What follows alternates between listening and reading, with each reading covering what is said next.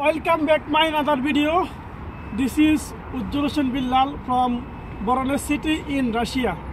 আজকে যে বিষয়টি নিয়ে আলোচনা করব, আশা করি আজকের ভিডিওটির পরে মানে স্টুডেন্টের যত কনফিউশন থাকে আশা করি সেটি দূর হয়ে যাবে। আজকের বিষয় হচ্ছে আপনারা কি অ্যাপ্লিকেশন করবেন কি এজেন্সির মাধ্যমে করবেন নাকি বড় ভাইয়ের মাধ্যমে করবেন। যদিও বিষয়টি একটা খুবই গুরুত্বপূর্ণ বিষয়, কাকে চয়েস করবেন, কাকে চয়েস করলে আপনি যে প্রতারণার শিকার হবেন না, বড় ভাই নাকি এজেন্সি। সেই ক্ষেত্রে আমার পরামর্শ থাকবে আপনারা আগে একটু যাচাই বাছাই করবেন কোন এজেন্সিগুলো ভালো, তাদের ফিডব্যাক ভালো, তাদের রেপুটেশন ভালো, ওই হিসেবে আপনারা চয়েস করবেন। হ্যাঁ, এজেন্সির ক্ষেত্রে কিছুটা টাকা বেশি লাগতে পারে, কারণ তাদের অফিস থাকে, তাদের বিজনেসই এটা। তবে যারা স্টুডেন্ট যারা বড় ভাই আছে, যদি তাদের কাছে তাদের হেল্প নেন সেক্ষেত্রে আপনার কিছু টাকা কম লাগতে পারে। আবার সাবধান, অনেক স্টুডেন্ট আছে দেখবেন এজেন্সির থেকে বেশি দালালি করে। আপনারা ওইসব স্টুডেন্ট থেকে সাবধান, সবাই কিন্তু দালালি করে না। যারা দালালি করে আপনারা তাদের থেকে আশা করি দূরে থাকবেন। আর আরেকটি যেটা বলতেছিলাম, আপনি যদি রাশিয়াতে অ্যাপ্লিকেশন করতে চান, তিনটা মাধ্যম আছে। একটা হচ্ছে নিজে করতে পারেন, তো নিজে করতে পারলে তো আলহামদুলিল্লাহ ভালো, বড় ভাইয়ের মাধ্যমে করতে পারেন বা ইউনিভার্সিটি কোনো স্টুডেন্টের মাধ্যমে করতে পারেন। আরেকটা হচ্ছে আপনার যে এজেন্সি আছে, এজেন্সির মাধ্যমে করতে পারবেন। এখন আপনি কোনটা চয়েস করবেন এটা ইটস আপ টু ইউ। তবে আমার পরামর্শ হচ্ছে এমন কাউকে চয়েস করবেন না যার মাধ্যমে আপনি প্রতারিত হবেন। কারণ স্টুডেন্ট যারা স্টাডি অ্যাব্রোড সবাই কিন্তু আসলে স্বপ্ন দেখেন, আমি বিদেশ যাব, আমি বিদেশ গিয়ে পড়াশোনা করব, পড়াশোনা করে আমি দেশের জন্য ভালো কিছু করব, নিজের জন্য ভালো কিছু করব, পরিবারের জন্য ভালো কিছু করব।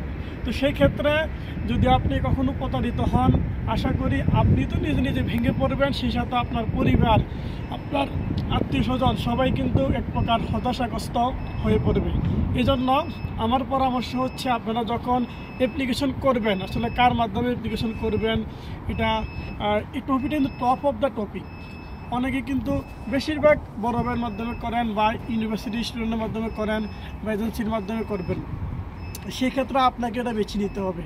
আসলে আপনি যার মাধ্যমে অ্যাপ্লিকেশন করতেছেন সে কোন ইউনিভার্সিটির ছাত্র, সে আদৌ কি ছাত্র কিনা, বা ওই ইউনিভার্সিটিতে কবে থেকে কবে আসছে, কবে থেকে পড়াশোনা করতেছে, ওই ডিটেলস একটু ঘাটাঘাটি করবেন, জানবেন। যদি আপনাদের কোনো বন্ধুবান্ধব থেকে থাকে তাদের মাধ্যমে তথ্য সংগ্রহ করে আপনারা জানবেন আসলে তারা সে কী কাজ করে কি না বা স্টুডেন্ট আগে নিচ্ছে কি না, ওই ফিডব্যাক আপনারা আগে সংগ্রহ করবেন।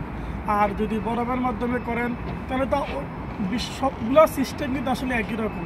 আগে একটু খবরাখবর নেবেন, কেননা মানে যতটুকু তথ্য আমরা এখন পর্যন্ত সংগ্রহ করেছি, বেশিরভাগ বা যারা অনেক স্টুডেন্ট আছে আপনার থেকে টাকা নিয়ে বা আপনাকে ব্লক মেরে দেয় বা আপনার সাথে যোগাযোগ করা অফ করে দেয়।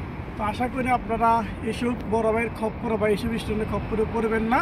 আমরা তথ্য যাচাই করেই আপনারা অ্যাপ্লিকেশন করবেন। আর এজেন্সির যে বিষয়টা, এজেন্সি আসলে আপনার কিছুটা খরচ তারা বেশি নেয়, তাদের অফিস থাকে, তাদের লোক থাকে বেশি, কিন্তু তাদের খরচটা আসলে একটু বেশি।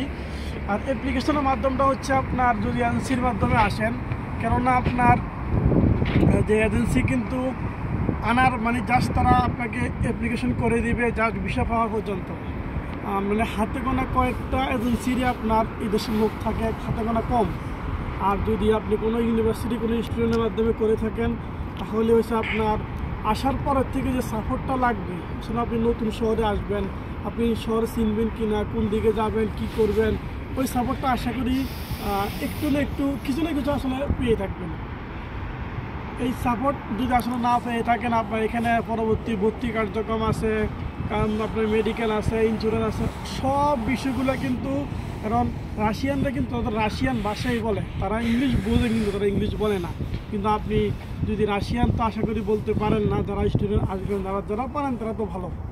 আর যদি না পারেন সেক্ষেত্রে আপনার অবশ্যই একজন ইউনিভার্সিটির ছাত্রর হেল্প লাগবে।